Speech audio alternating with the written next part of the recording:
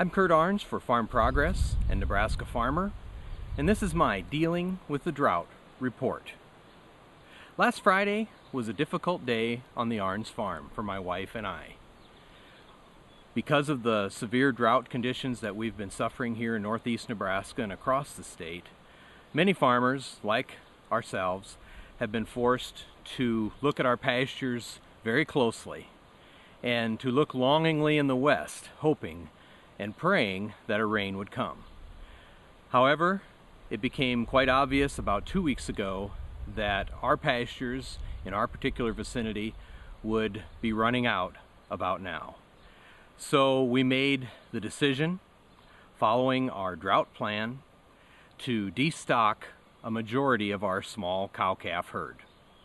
By Nebraska Sandhill standards, our cow-calf herd was quite small.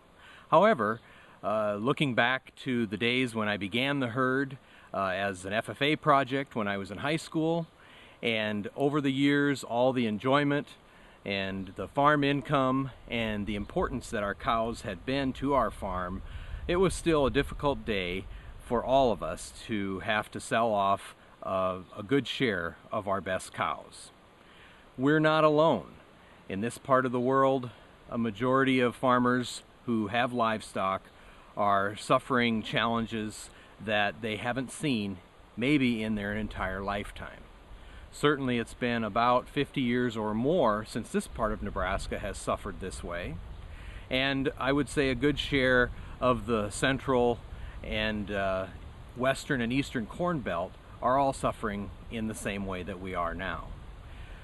As I sat watching our cows go through the sale barn last Friday, I was reminded of the difficulties that my grandparents probably suffered through in the 1930s, when there was no air conditioning, when there was no decent crop insurance, when resources were probably significantly less and fewer than they are today.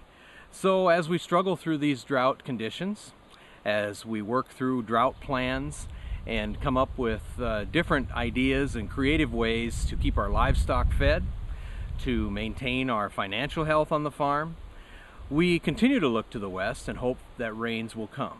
Most certainly they will come someday. Probably in this area it will be too late for the corn. We hope that it's not too late, at least for some baseline yield on the soybeans. I'm Kurt Arns for Farm Progress and Nebraska Farmer. This is this week's Dealing with the Drought report.